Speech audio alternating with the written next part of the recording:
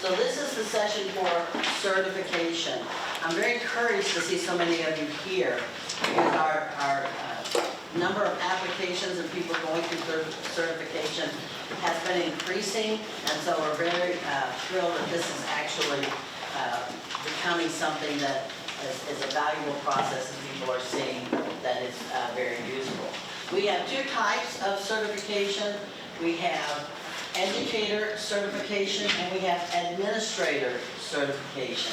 And of course, as you know, some of you are educator and administrator, so I'll address that one also. So each certification has 3 marks to them. We use the language of marks for our standards. And so the process for both of the certifications is the same. There is an application that you fill out, an information form.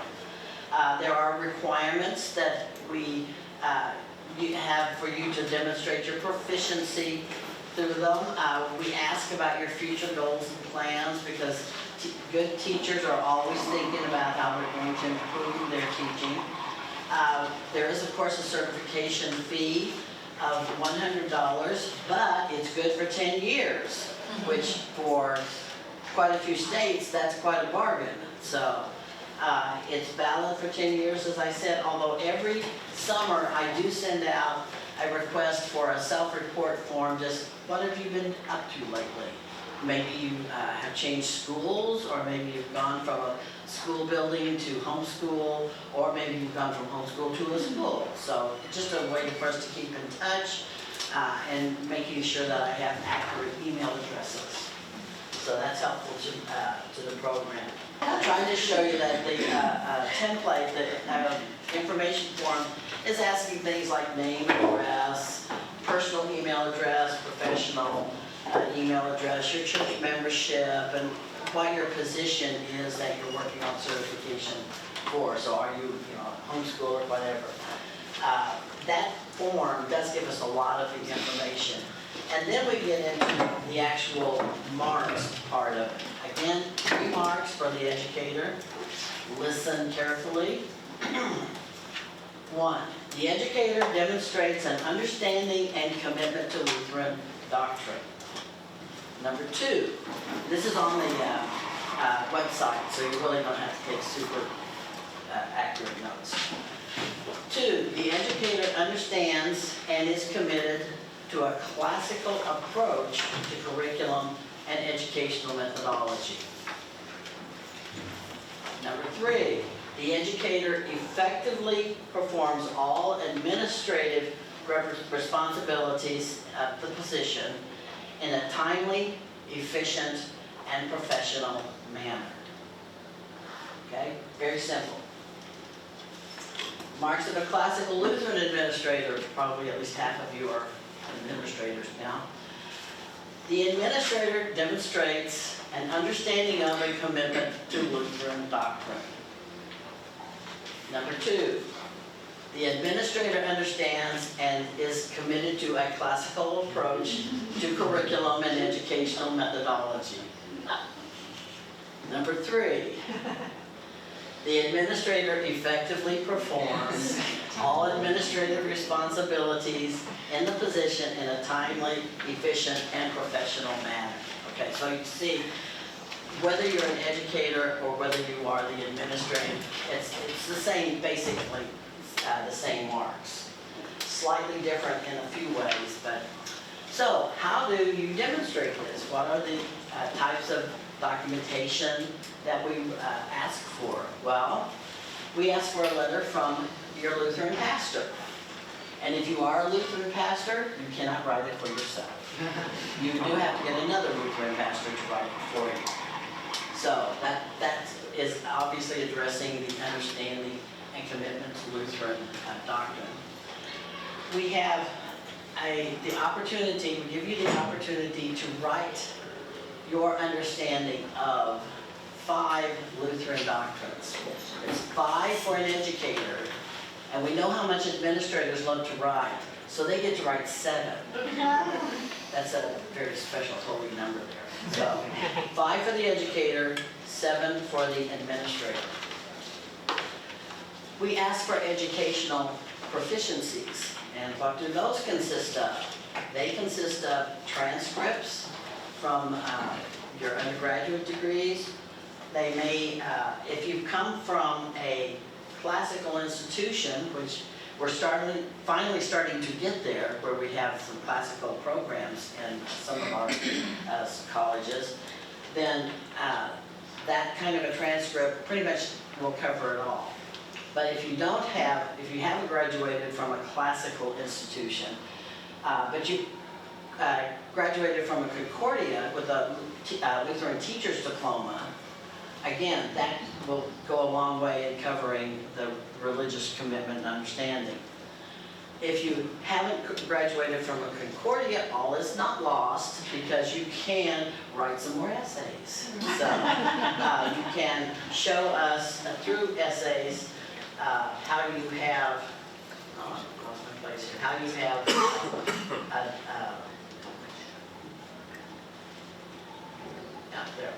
how you understand the various doctrines and the types of ways that you've done it. And it may be a Bible study at your church that's been a year-long Bible study with your pastor.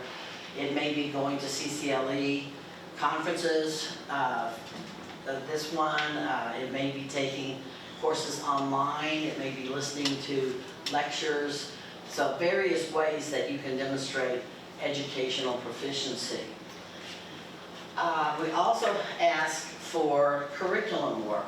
And this is where it's very, very unique to your own situation. Yes? So I did not go to one of the Concordias. I should ask how many didn't, because there are a lot of people who didn't. But, all right, so I didn't. Okay, no.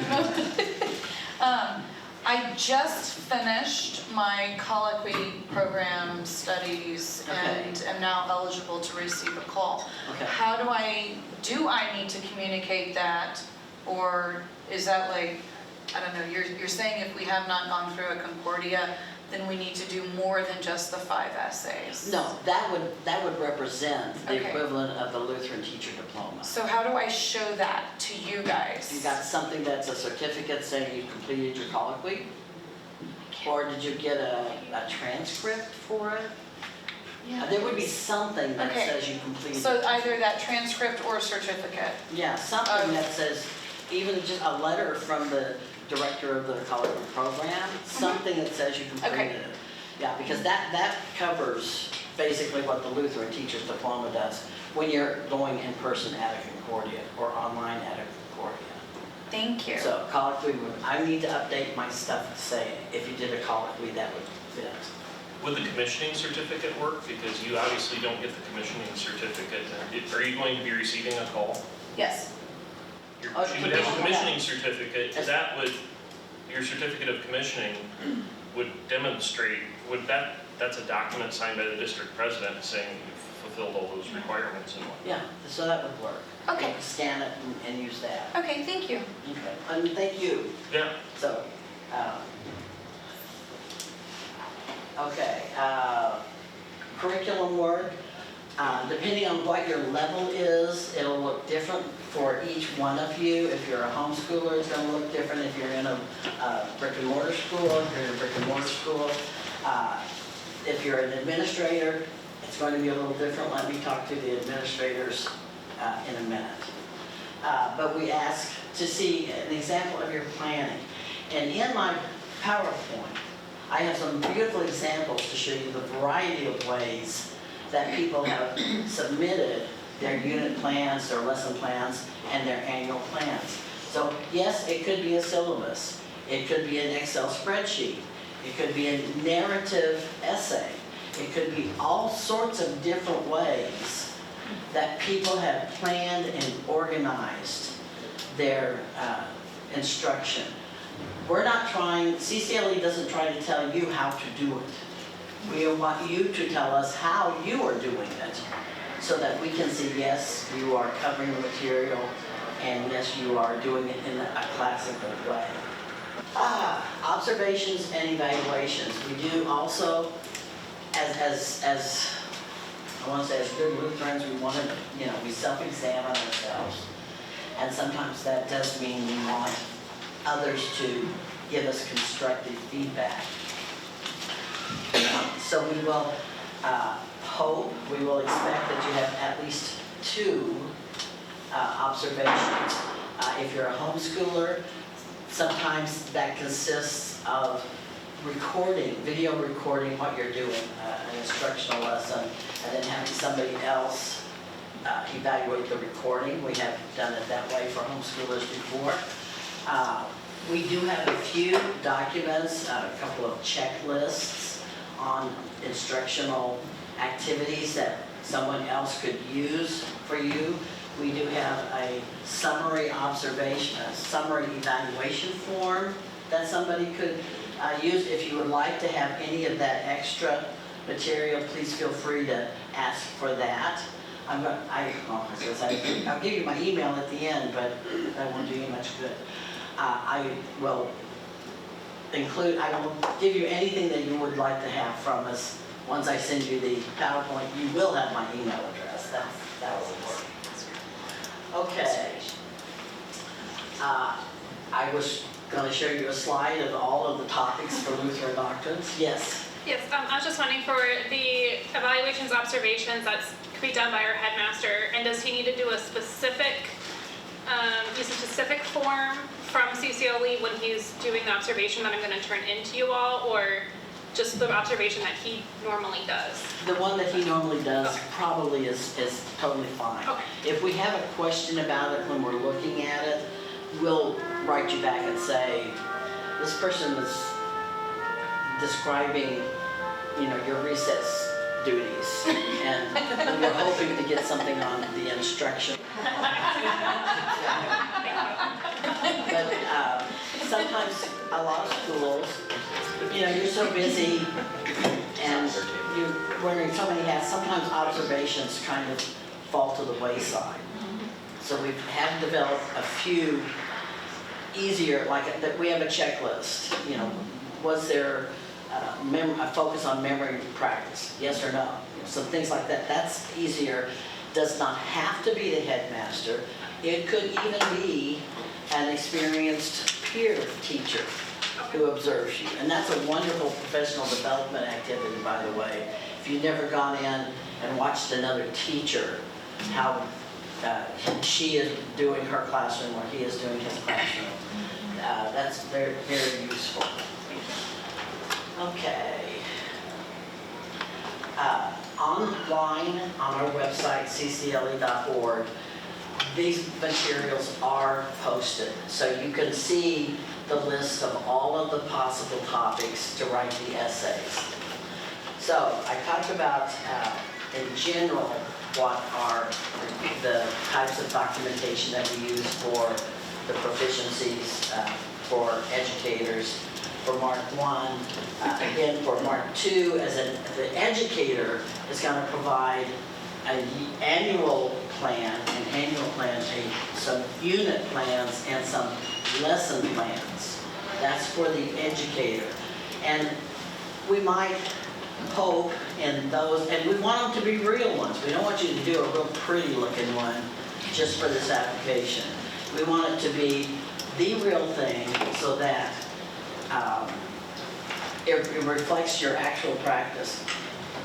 You might take the opportunity to put some side annotations about this is where we practice using our chanting, this is where we use our, this is where we practice our memory, and this is where we focus on a particular theological content. You can annotate it in that respect, but it needs to reflect what you're really doing. Typically, people have offered as evidence a course syllabus. If your school has you do a syllabus, we can accept that. If you do curriculum maps, we can accept a curriculum map. If you do a scope and sequence, if you call it a curriculum guide, somewhere in some document, you have got down what you are supposed to cover and what you are supposed to teach. And so that's the kind of material that would serve as a course plan document, as an annual one. Typically, it includes the content to be covered, the major resources to be used, the timing. So it may be that your school has a particular format that you use. That's fine, we'll accept what you have already been working with. If you haven't been required to do this, you might suggest to your headmaster, this might actually help your school if we were all writing some plans down. Okay. And again, I had some examples of this, which you'll see when you get the PowerPoint, various types of annual plans. Unit plan documents, again, they may be a written narrative, they may be a chart, it may be a list, it may be a portion of a curriculum map, or I even have had PowerPoint with notes. I wish I had a PowerPoint with me right now. So it's however you do your planning. Again, following that slide, I have the 4, 5, 6, 7, 8, 9, 10, 11, 12,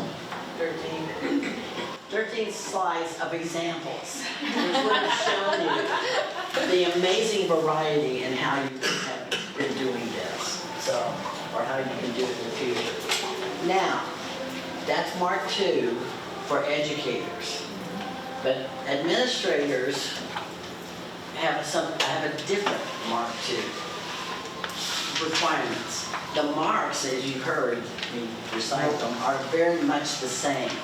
But in terms of requirements for documentation, the administrator for Mark 2 will have to give me an overview of the school's classical curricular organization, okay? Because that's what the administrator does. They're overseeing everything. So they're going to deal with and represent and share with the certification review team how the school is organized.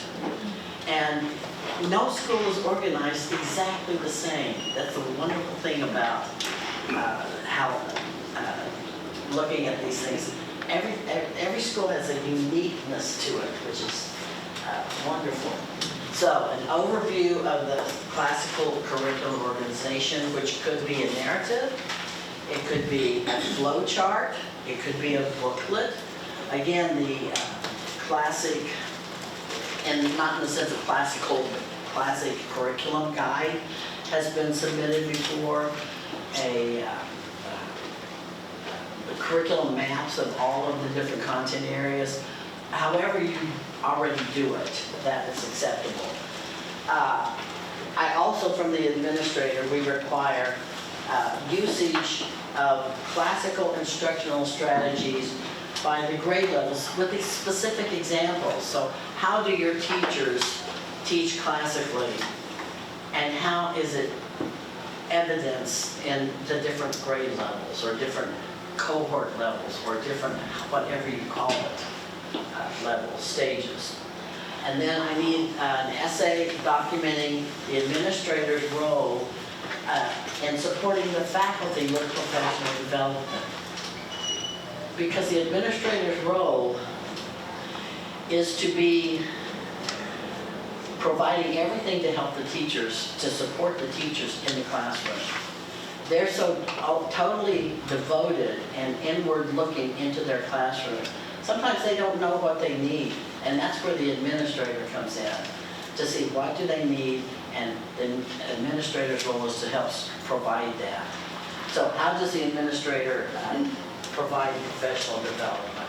That may be the faculty meetings, that may be the way you budget things so that you bring in speakers, you buy them subscriptions to magazines, or you buy them books. You'll have to tell me what that is.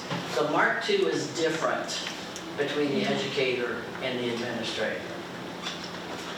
The educational proficiency for Mark 2, whether it's educator or administrator in their respective educational proficiency, college transcripts. If you provided them for the first one, you don't have to keep providing them. We figure it's the same with college. When you attend a CCLE, you can apply for continuing education units, which we have them available now on the CCLE desk. There's a sheet of every single session. You tell us which ones you've gone to, and sometime in the month of August, or possibly September, depending on how many people submit them, you get a certificate for CEUs. If teachers, we've had to do this, for state certification things before. It's a similar process. Okay.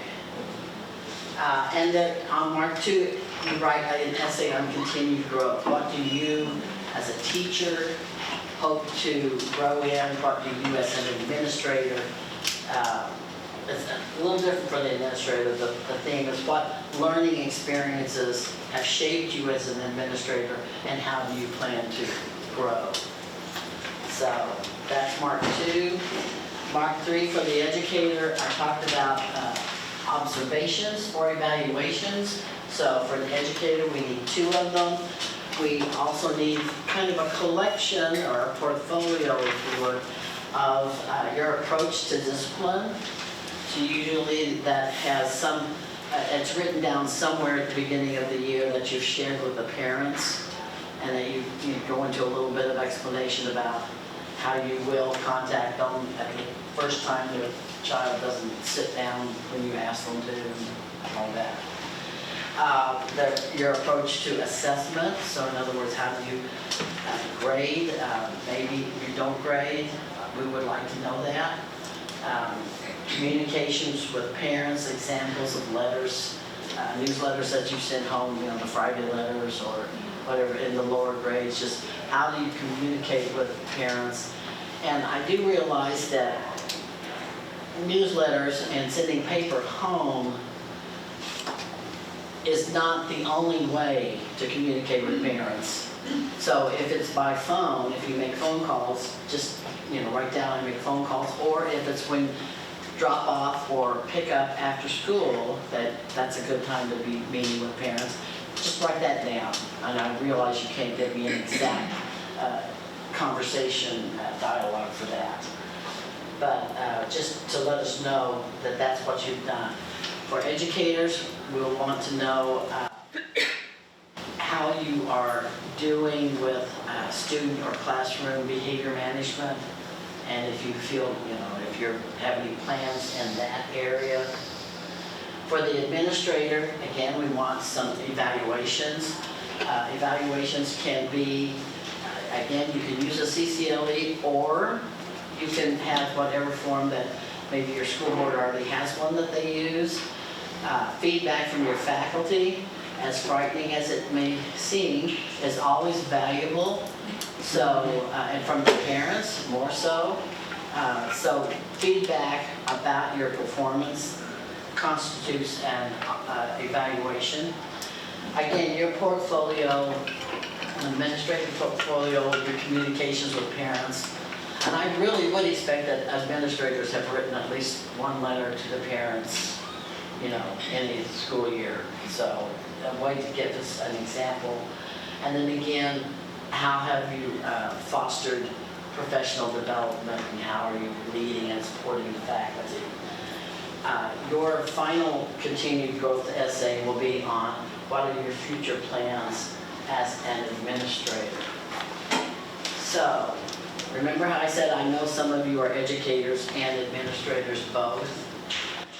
Remember how the marks sound almost identical except for the words educator and administrator? The CCLE board has agreed and decided that if you are following that kind of situation, you can earn dual certification by doing Mark 1 administrator, Mark 2 educator, and Mark 2 administrator, and then Mark 3 administrator. So you don't have to do all 3 marks for both of them. You only have to do Mark 2 for both of them. It's the best I could get for you, but it's something. You do have to pay the fees for both of them. If you choose to go through one certification, say administrator first, you have up to 2 years to add educator. And your work for marks 1 and 3 will still count. But after 2 years, then you'd have to do a full new application for it. So it's a little bit of something to be able to get dual certification anyway. Again, the application process, you can either, and this is up to you however you want to do it, you can either do it all and then send it to me, or you can email me and say, I want to start working on it, and we set up a shared Google file folder, and you can put in your materials as you complete them, and then when you're complete, everything is in there, then you say, finally, it's done, go ahead and evaluate it. Or, like I say, you can make your own file folder and just do it all on your own, and then send me an email with a link and say, here it is, it's all done. It's entirely up to you. So, however way you want to do it, we do it electronically, so that does mean whatever documentation you have, scan it and label it very clearly, so we know which mark it is applying to, and then send it a link to me. My email, or the email for this is certification@ccle.org. Certification@ccle.org. And that will be on the PowerPoint when you get it. Now, of course, the fee, you will mail that to the CCLE treasurer. That address is always on the CCLE website. Right now, it happens to be to Mr. Jesse Benson, and he's got an address in Chatfield, Minnesota. So, or you can pay through PayPal online if you want to do that. Yes? Yeah, Jackie, I'm sorry I forgot this, but how long do we have once they send in the application to the finish? I mean, how long before you have to? Thank you for asking that. As soon as I get either the entire, the email saying the folder is done, or if you've been working on it, you tell me finally go ahead and do it. We form a certification review team, and the certification review team will always have a pastor on it, because a pastor has to go through your Mark 1 materials to make sure you're not all heretics. So you have usually 3 people read all of your documentation. I try to give them at least a couple of weeks to do that, because everybody is busy. Then at the next CCLE board meeting, the certification review team makes a recommendation to the board. The board has had a chance to look at a spreadsheet of comments from the reviewers, and then will approve or ask for more guidance on whatever recommendation the team has made. So occasionally we have had an application where the board wants to certify them, but maybe they only have 1 observation. And so they get a recommendation that within the next year they add another observation. That seems to be the thing that is the hardest thing for people to get, is all observations.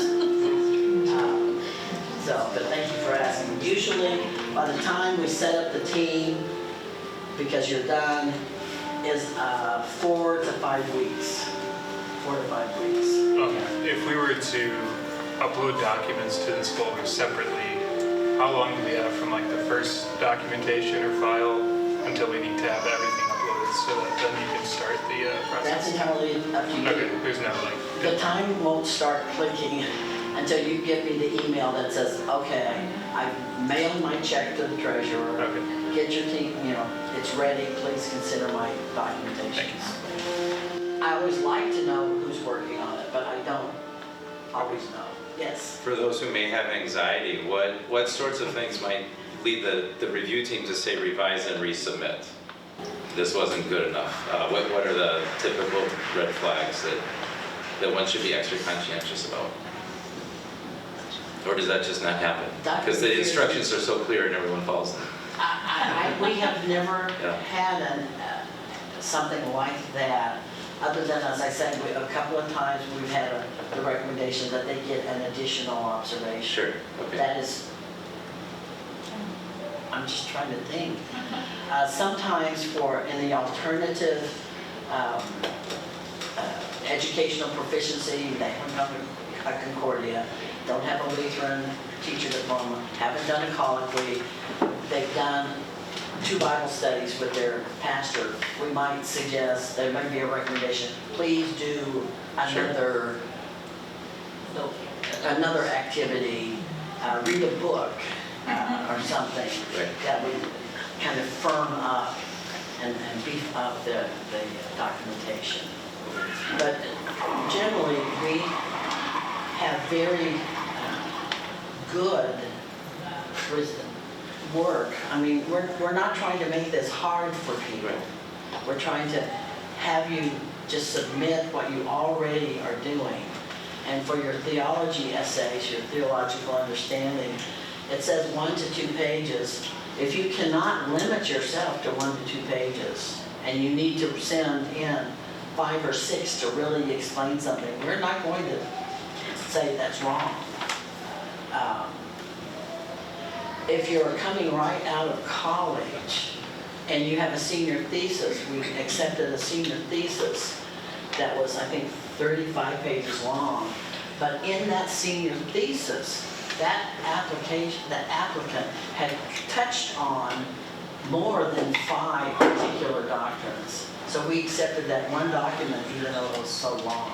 I kind of more the spirit of the letter than the letter and only the letter. And the marks appear to be transparent enough that the applicant is doing some self-assessing when proofreading before sending it in. So that you've got some confidence that it's the right thing. I have to. It is not set up that you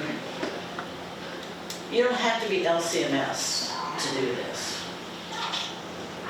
But you have to understand Lutheran doctrine and be committed to it. So I think that would be a limitation for anyone who is not wholeheartedly committed to the understandings of the Lutheran doctrines. And like I say, we actually have a list of about 20, I mean, it's a long list. You get to pick the ones you think are the easiest. You know, so it's just, what's Lutheran worship? Law and gospel. Teaching Christocentrically. I mean, you get to pick the ones. We're not saying which ones you have to pick.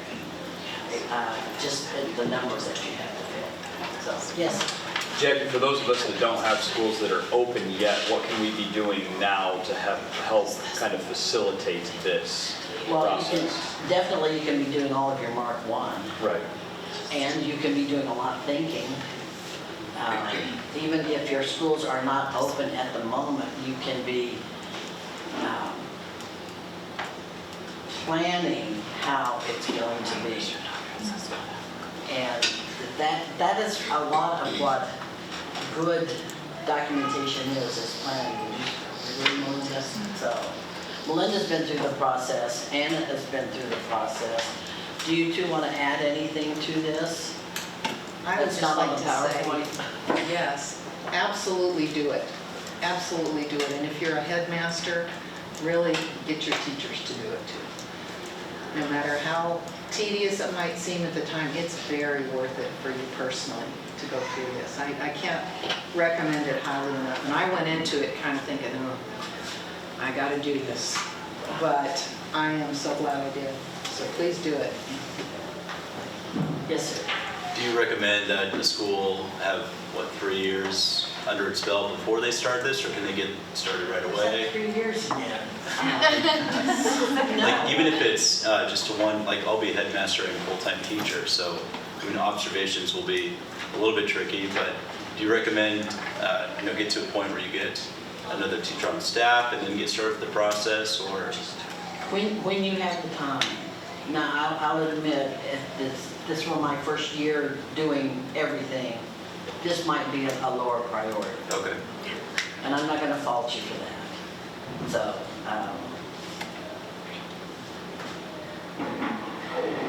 there are plenty of people who, if you call on them to come and observe you or something, Yeah.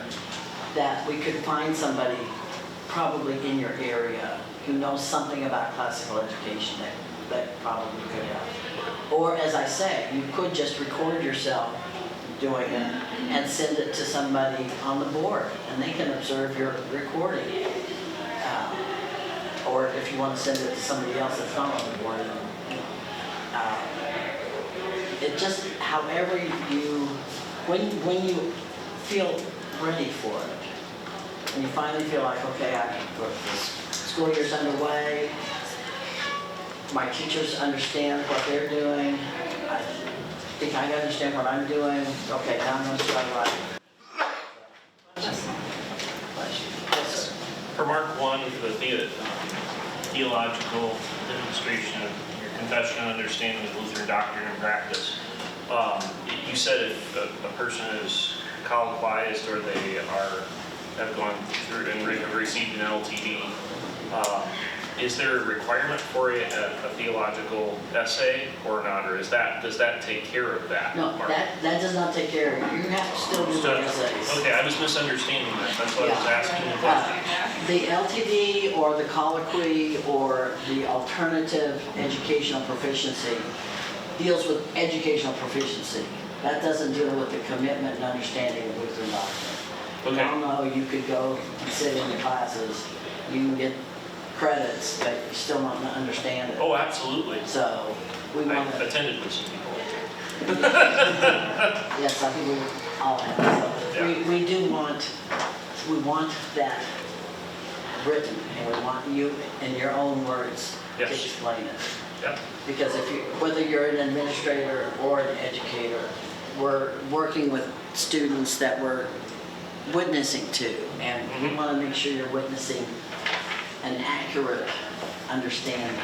Absolutely. So that would be if somebody wrote something really wrong, that would be a place where we'd say, we have a problem with this understanding of God is love, so he wants you to do everything that you wish you had. That would be a problem. So. Stop looking at me, please. Yeah, okay, I'm not looking there. So. But, Thank you. Thank you for your questions. Does anybody else have any questions? I apologize that the technology didn't work, but that's okay. What are the benefits of certification? Makes your headmaster happy. It makes CCLE a little happier when your school is accredited. If you have no teachers that are certified, that will always be a recommendation that you do have your teachers be certified. I don't really like the expression, progressive educators kind of owned lifelong learners, and I feel like, no, I mean, we can be lifelong learners too. And also we're always self-examining ourselves. I mean, a good teacher spends half the summer figuring out, okay, I'm going to improve it for next year. You know, what worked? This is what I'm going to try next year.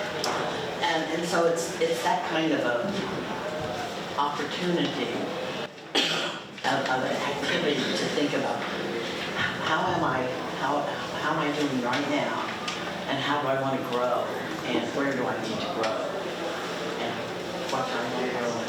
And even in our Mark 1, what do I understand about our doctrine about justification?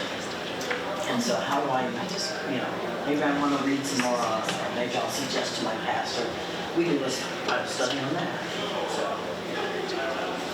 It's also just a huge benefit to your teachers to be able to articulate the doctrine of beliefs. It really solidifies it in their hearts. It's, we all confess it every Sunday, but to be able to really articulate it on an advanced level, not just a kindergarten level, it's really good. It's valuable personally for them.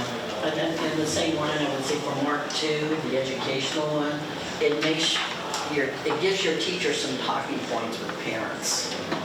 When they talk about the trivium, they can use the terms because they've written about, they've kind of defined it in their own words. They can talk to parents about why classical education works. So, Can I add one more, Jackie? yes, this will be your last one. You know, there are parents that just, they don't understand this whole certification thing, and so they see, oh, are you certified? That means that you're a good teacher. This offers us an alternative to the state certification. And say, yeah, my teachers are certified. We don't have this stuff, but we have another one. So it helps in the PR with the general public, I think. There are some parents think credentials matter. Yeah. And so we at least have our own credentials. Okay, I cut this up. Thank you for coming. Sorry about the